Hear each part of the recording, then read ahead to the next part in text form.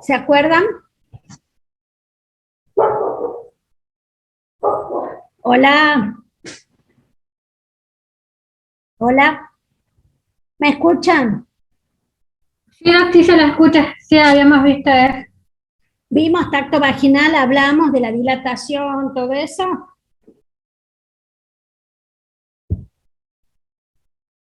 Sí, Doc, Sí, sí, sí no, mencionó la dilatación en el tacto. Bueno, ya hablamos, entonces pasamos. Bien.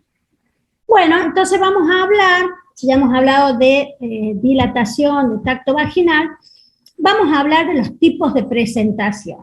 Y dijimos que la presentación es la parte del feto que va a asomar al estrecho superior de la madre, que es este caso, el estrecho superior, ya vieron anatomía, y que va a ser capaz de desencadenar un trabajo de parto y un parto. Y va a haber dos tipos de presentación, ¿no? Una cefálica y una podálica. Esas son las dos presentaciones, los tipos de presentación clásicas. Las clásicas, la cefálica y la podálica. Y dentro de estos tipos de presentación tenemos modalidades de presentación.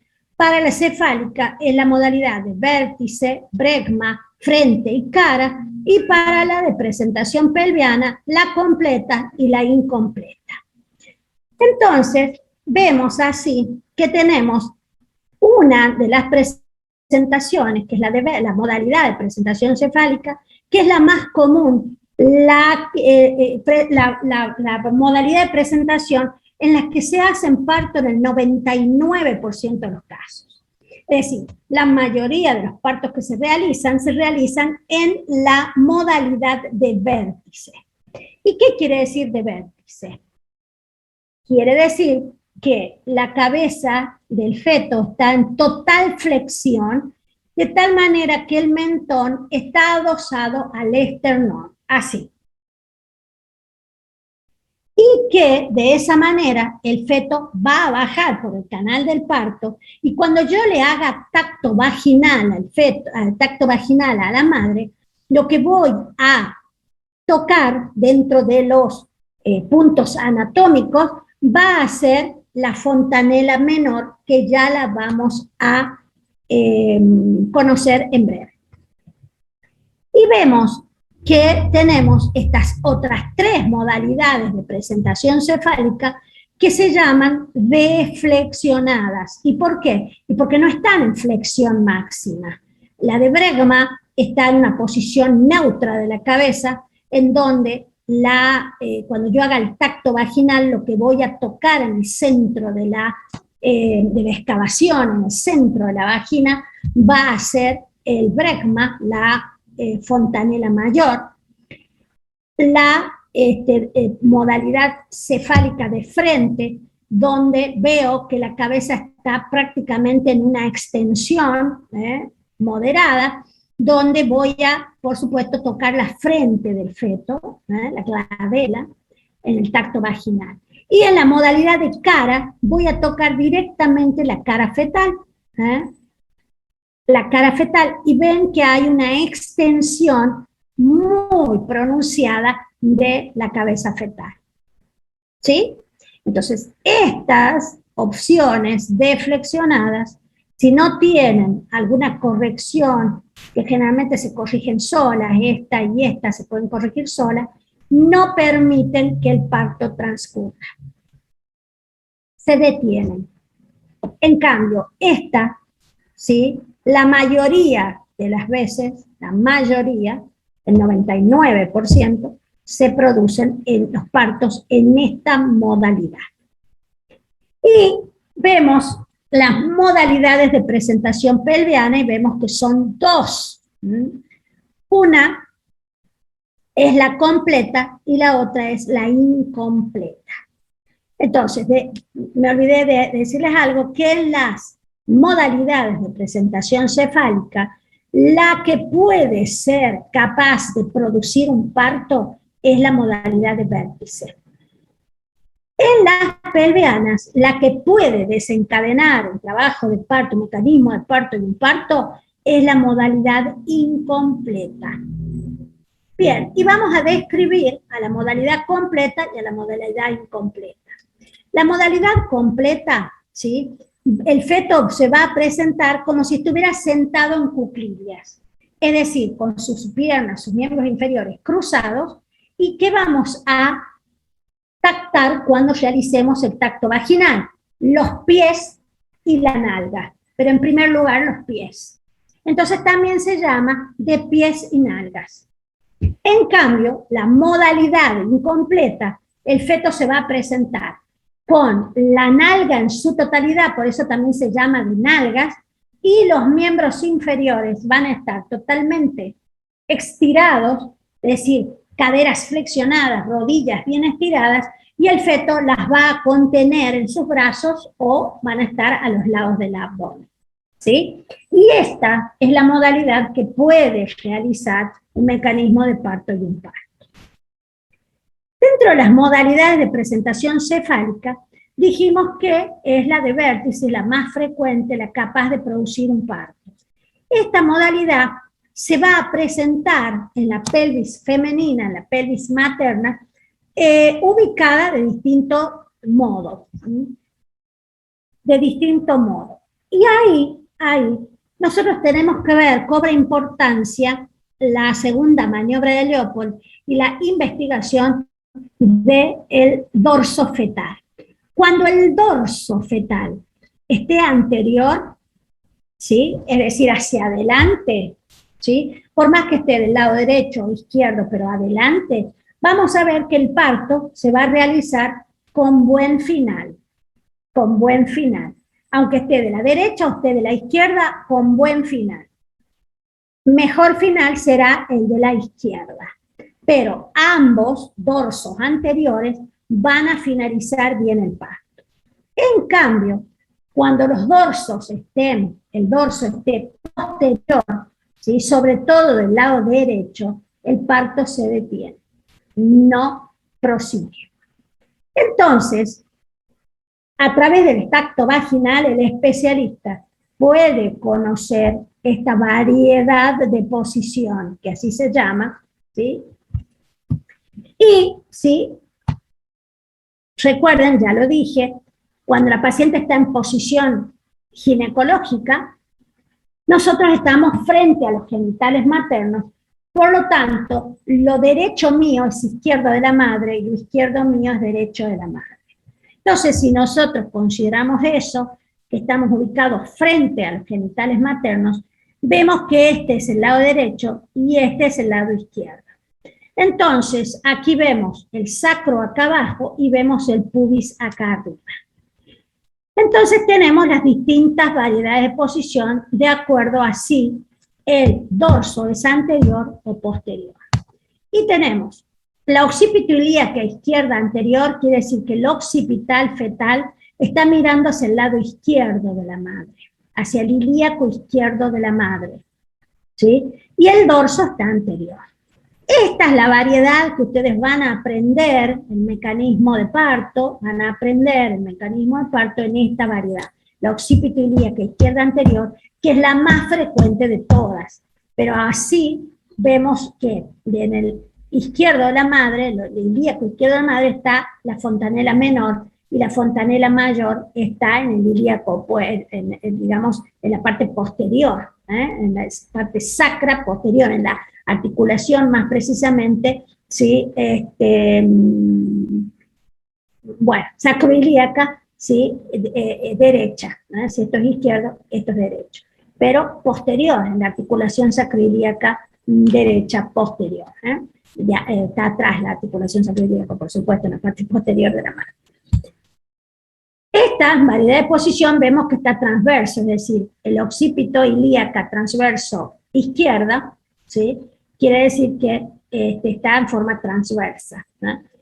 Y estas serían variedades anteriores, estas dos son las más importantes, y acá vemos la occipito ilíaca derecha anterior, en donde nos fijamos que la fontanela menor está del lado del ilíaco derecho de la madre, y la fontanela mayor mira hacia la articulación sacroilíaca izquierda, de la madre. Estas dos variedades son las que van a terminar finalmente en un parto, mecanismo de parto y un parto. Estas son las variedades posteriores. Las variedades posteriores se detienen, generalmente se detienen. Y el feto es expulsado, por supuesto, en esta variedad, occipito púbico, es decir, ya vamos a ver cuando veamos el trabajo de parto, con la fontanela menor hacia el pubis y la fontanela mayor hacia el sacro.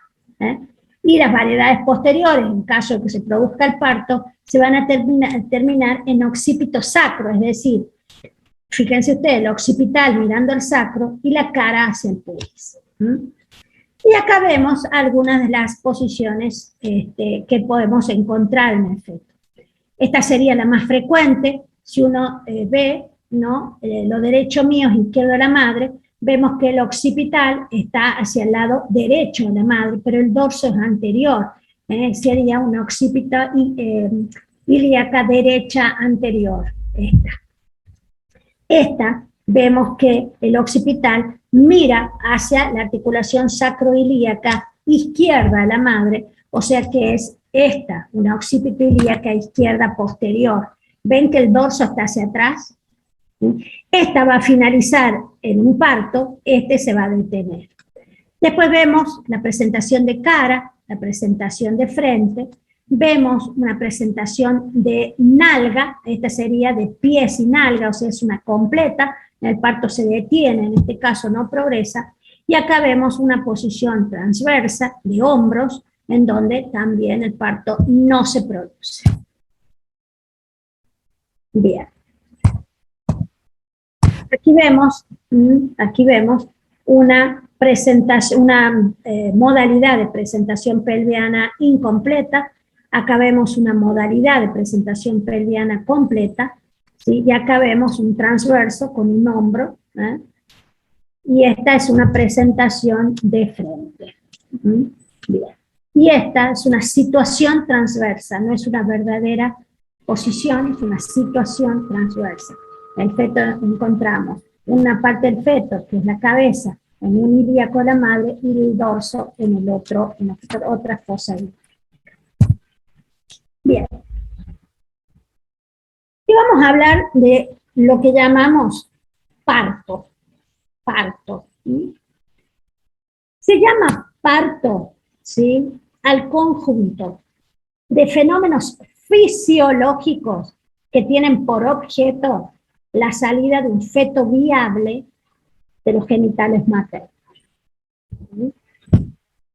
El parto se divide en 4 etapas clínicas, también llamadas criterios de Friedman, y son la etapa 1, que abarca la primera parte del periodo dilatante y que finaliza al alcanzarse una dilatación de 5 centímetros.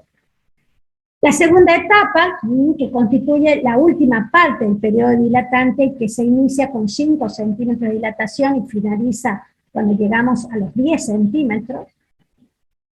La etapa 3, que coincide con el periodo expulsivo, y la etapa 4, que coincide con el periodo placentario. El parto, ya lo venimos diciendo, se va a producir, ¿sí?, mediante 3 fenómenos activos, y el principal de estos fenómenos activos, ¿sí?, serán las contracciones uterinas. Pero los 3 fenómenos activos que tenemos son las contracciones uterinas, los pujos y las contracciones de los músculos elevadores del ano. Pero fundamentales son las contracciones uterinas. Y las contracciones uterinas se estudian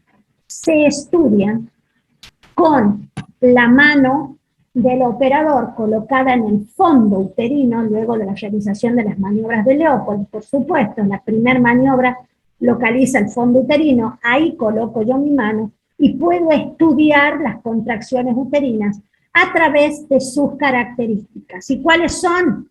Son 5. Frecuencia, ritmo, intensidad, duración y dolor. ¿Qué es frecuencia?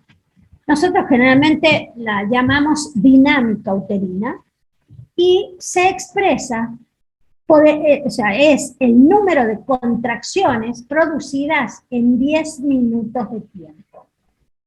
Y ahí entra lo que hablábamos hace un tiempito, de que necesitamos, el obstetra necesita un reloj con segundero, porque debemos controlar la dinámica uterina o frecuencia en 10 minutos de tiempo, y por supuesto, vamos a ver que cada contracción debe ser medida en tiempo, ¿sí? ¿Cuánto dura? La duración es otra de las características que debemos evaluar en el estudio de las contracciones uterinas. Entonces, relacionamos la frecuencia uterina o dinámica uterina con las distintas etapas clínicas del parto. Y, por supuesto, en la etapa 1, que es la primera parte del periodo dilatante, yo no puedo tener más de 3 contracciones uterinas. Tengo que tener entre 1 y 3 contracciones uterinas en 10 minutos de tiempo. En la segunda etapa, que es la segunda parte del periodo dilatante, ya puedo tener 3 hasta 4. En el periodo expulsivo, generalmente no las contabilizamos, pero a veces hay hasta 5. Y en la cuarta etapa, que es el periodo placentario, volvemos a tener entre 1 y 3 contracciones. ¿Por qué no podemos tener en la etapa 1 más de 3 contracciones uterinas? Porque la dilatación empieza con 0 dilatación, el cuello empieza formado, ¿sí? Primero, la contracción lo que hace es modificar el cuello uterino, ¿no? ¿Cómo lo modifica?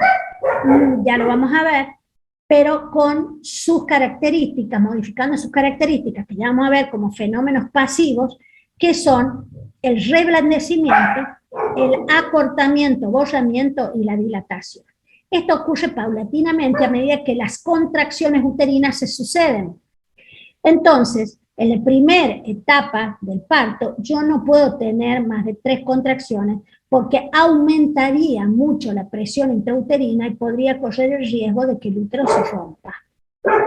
Entonces, a medida que la dilatación sucede, también podemos tener más contracciones uterinas. Por eso es que en la segunda etapa podemos tener hasta 4 contracciones, y ya vamos a ver que también la duración va a depender de la etapa clínica en que nos encontremos. El ritmo debe estar conservado en todo el trabajo de parto, de manera, ¿sí? O sea, debe empezar una contracción desde 0, ¿sí? Llegar a su máximo de dolor y luego descender, pero siempre hay un estado de semicontracción entre una contracción y la otra que le va a permitir al feto oxigenarse, ¿sí? Por la vía transplacentaria, ¿sí? Y hacer el intercambio, ¿sí? De los desechos que van a ir del feto a la madre, ¿sí? Por la vía transplacentaria. Entonces, es muy necesario que el ritmo sea mantenido, porque ese espacio entre una y otra contracción es sumamente necesario para que el feto se oxigene. La intensidad generalmente es medida por un operador experimentado, por supuesto en la residencia aprendemos a medirla, y son las diferencias entre la dureza uterina en cada contracción y de acuerdo a la etapa del parto. Entonces, nosotros podemos decir que la intensidad es leve, moderada o intensa o severa, ¿sí? Es decir, de acuerdo a las etapas del parto, la intensidad es importante y que el ritmo se mantenga, es decir, que inicie, llegue a un máximo de dolor, disminuya, haya un periodo de semicontracción y que le permita al feto oxigenarse y luego inicie la siguiente contracción. Y que la dureza del útero sea que una intensidad leve a moderada de acuerdo a la etapa del parto y que la mujer no sienta dolor, que no sea pétreo, porque si es pétreo puede ser un indicio de que haya aquí una hipertonía que ya vamos a ver en distocias y que pueda el útero ser inminente una ruptura del útero. Entonces, la duración es otra de las características, las contracciones, que se controla, por supuesto, con la mano del operador obstetra colocado en el fondo uterino y con un reloj segundero en la mano contraria que va a permitir contabilizar el tiempo que dura cada contracción y que de acuerdo a las etapas clínicas van a ser. En la primera etapa, ¿sí?, deben durar 30 segundos aproximadamente. En la segunda etapa pueden durar hasta 40 segundos. En la tercera etapa, que es el expulsivo, pueden durar hasta 1 minuto. Y en la cuarta etapa luego vuelven a los 30 minutos, 25-30 minutos aproximadamente. Perdón, no minutos, segundos, no minutos, segundos. Bien, y el dolor, en cuanto a esta característica del parto, vamos a ver que va a depender del umbral de dolor de cada mujer, pero el dolor va a tener, ¿sí?, influencias por parte de los antecedentes de la madre, que van a tener que ver con las características psicofísicas previas de cada mujer, los avatares de la vida, la estabilidad de pareja, los temores que trae el parto, los deseos de ser madre, el amor y las experiencias previas de su familia. Si a uno le preguntan si el parto duele, debemos decir que el parto duele, porque en realidad el parto duele y va a depender de, por supuesto, todos estos elementos que hemos mencionado. ¿Se entendió? ¿Hay preguntas? Sí, se entendió bien, doctora. Por mi lado no hay pregunta. Excelente. Dos, disculpe, Sí. ¿en qué momento de las etapas del parto se colocaría la anestesia, digamos? ¿Hay algún...? No, depende del periodo expulsivo casi.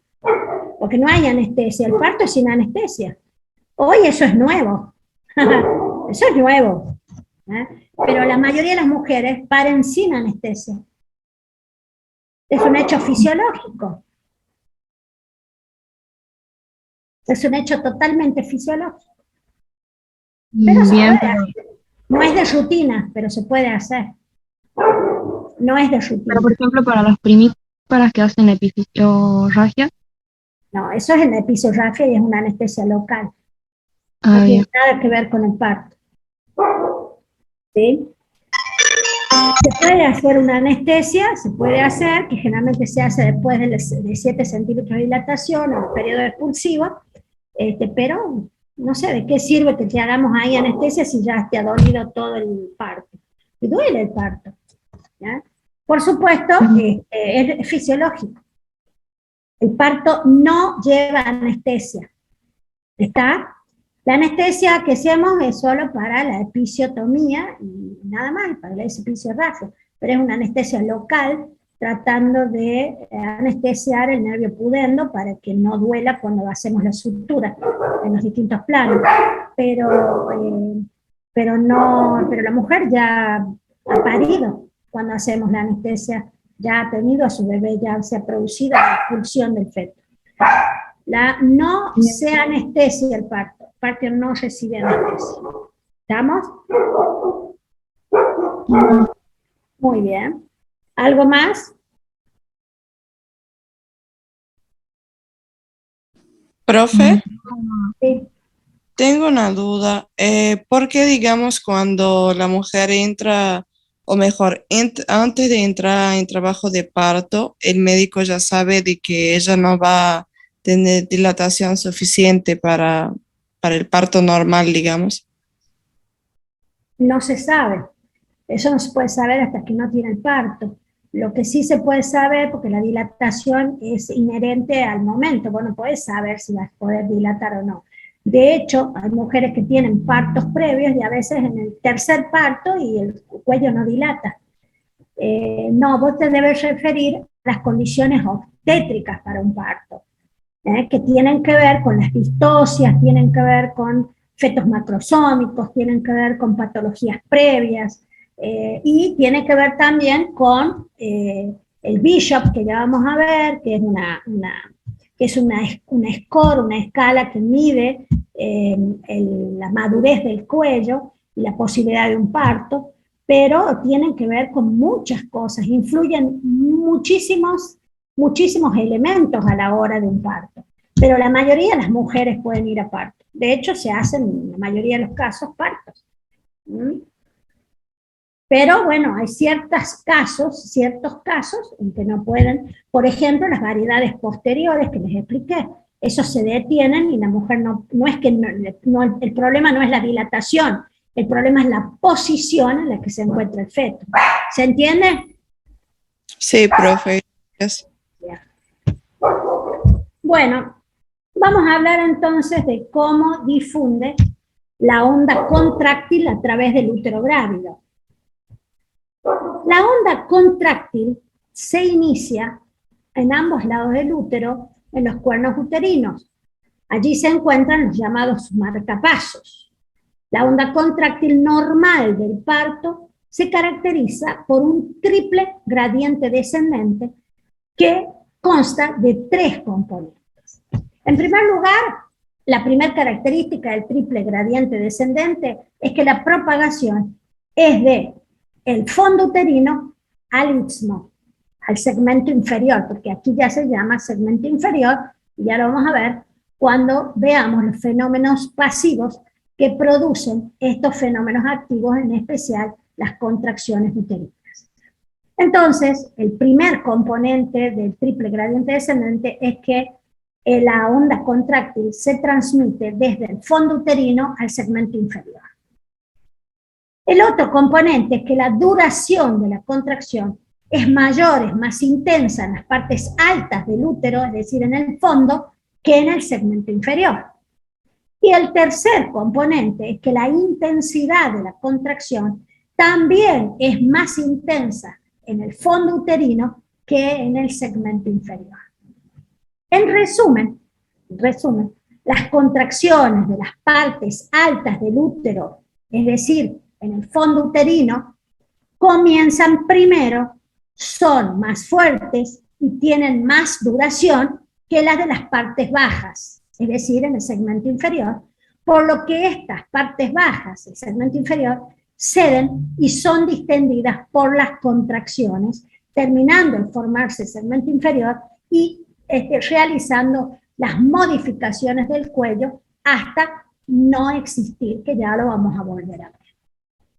En los embarazos normales, fisiológicos, el triple gradiente descendente le permite al útero realizar lo que llamamos el fenómeno de la jeringa, para la evacuación espontánea del contenido, el feto y los anexos. Entonces, ustedes vieron, si es que han colocado inyecciones, vemos que al inicio cargamos el contenido, ¿no? El líquido, cuando debemos empujar ese contenido hacia la nalga del paciente, vemos que al inicio debemos hacer fuerza, pero una vez que esto se inicia, el líquido va saliendo solo a medida que vamos apretando el émbolo.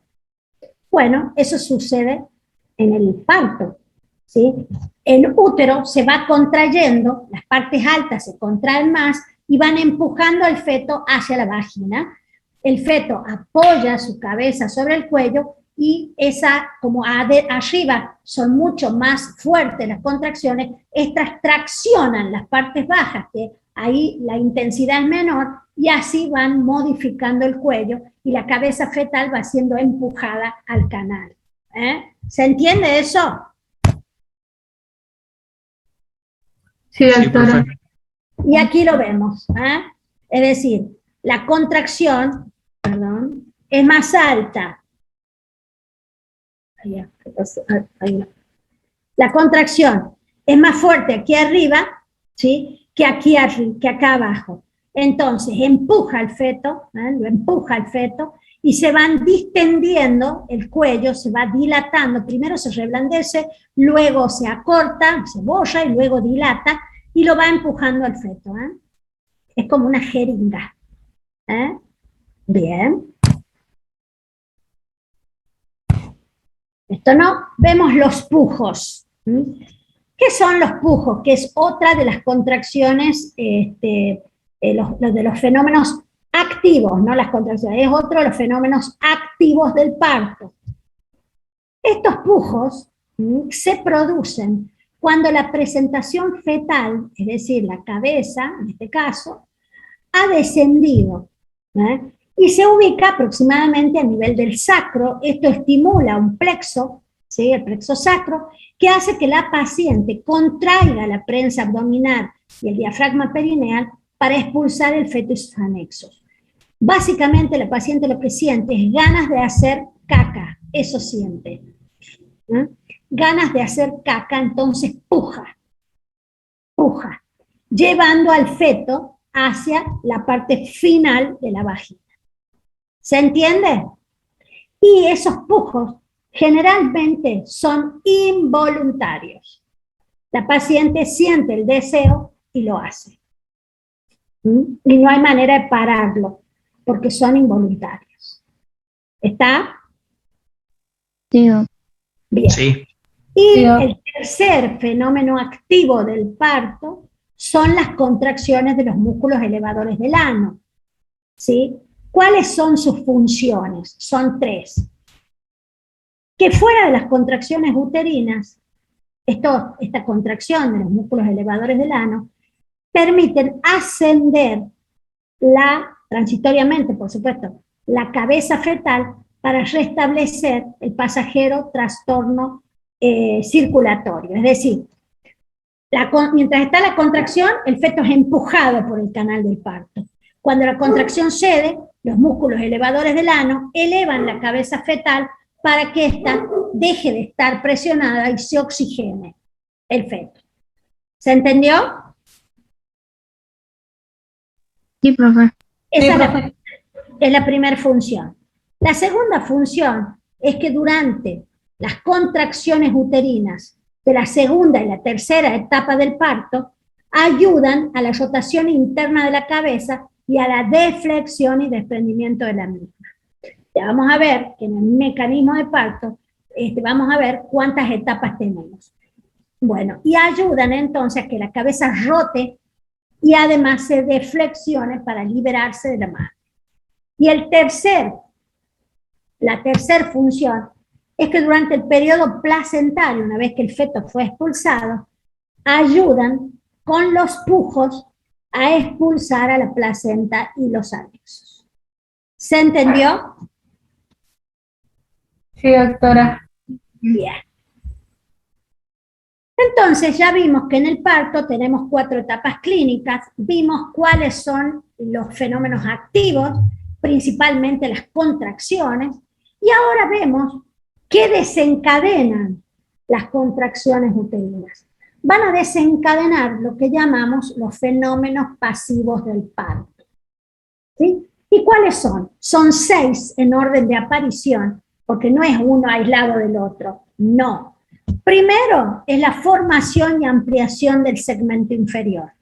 Ya vimos que era el segmento inferior, entonces termina, si bien es cierto que el segmento inferior se forma tempranamente, termina de formarse con las contracciones uterinas en el trabajo de parto, hasta la dilatación completa. Bien. En segundo lugar, mientras se va formando y ampliando el segmento inferior, se empieza a modificar el cuello uterino a medida que esto sucede. ¿Y cuáles son las modificaciones del cuello uterino? El reblandecimiento, el bollamiento, dilatación y la dilatación, el bollamiento y la dilatación. Reblandecimiento, bollamiento o acortamiento y dilatación. Esas son las 3 modificaciones que suceden gracias a las contracciones. Una vez que se va modificando el cuello, aparece el tercer fenómeno pasivo, que es la expulsión del tapón mucoso, que acá se llama limos, expulsión de los limos. Una vez que se ha expulsado el tapón mucoso, se forma la bolsa de las aguas, que es la bolsita de las aguas, ¿sí? Corion y amnios de las bolsas de las membranas corioamnióticas salen a través de ese cuello que se va dilatando y permite que entre la cabeza y las membranas exista el líquido amniótico. Eso se llama la bolsa de las aguas, que va a ayudar a seguir dilatando al cuello. Y una vez que se formó la bolsa de las aguas, ¿sí?, se empieza a ampliar, sigue la ampliación del canal del parto. A medida que el feto empieza a descender por el canal vaginal, se empieza a ampliar el canal del parto, y por último, ¿sí?, se forman los fenómenos plásticos del feto, que normalmente pueden ser, la cabecita se elonga, adopta la forma del canal del parto, es transitorio, al otro día, a las 24 horas ya no existe, pero si el feto permanece un tiempo prolongado en el canal del parto, en ese sector, ¿sí?, del canal, que es la excavación, y luego la salida a la, ya vamos a ver bien, a la vagina, el feto puede tener los fenómenos plásticos, complicaciones, y esas complicaciones son el tumor serosanguíneo y el cefalohematoma, que ya lo vamos a ver con detenimiento. Bien, entonces el segmento inferior. ¿Qué es el segmento inferior? Algo ya vimos. Es una sección del útero que reemplaza al istmo, es decir, se llama istmo fuera del embarazo y se llama segmento inferior en el embarazo. Comienza a formarse tempranamente y se amplía durante el trabajo del parto hasta llegar a 10 centímetros. ¿Sí? Tiene el útero a ese nivel, en el istmo, una vez que finaliza, ¿no es cierto?, su formación, solo 2 capas histológicas, las 2 capas elásticas, porque la capa plexiforme, que es la interna, acompaña al crecimiento del cuerpo uterino en la gestación. Entonces quedan esas 2 capas elásticas y eso es lo que se llama segmento inferior. ¿Sí? Muy bien.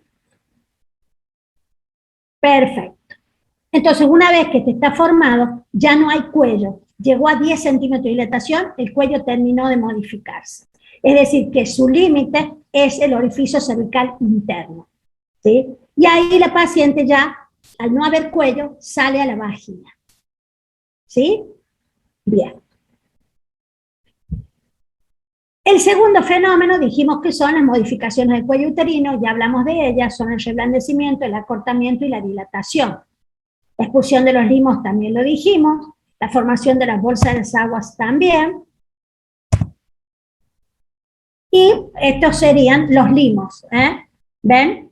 El tapón mucoso se forma tempranamente también en el embarazo y protege al feto del ascenso de los gérmenes. Cuando el cuello se dilata, este es eliminado. Y esta es la forma que tiene.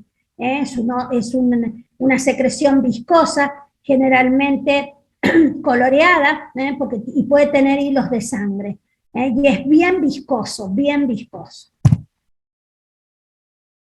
Y la ampliación del canal del parto, dijimos que la vagina, el anillo himeneal, la vulva y el periné se distienden progresivamente a medida que el feto desciende, ¿sí? Y al final del parto ceden para permitir, ¿no es cierto?, la expulsión fetal.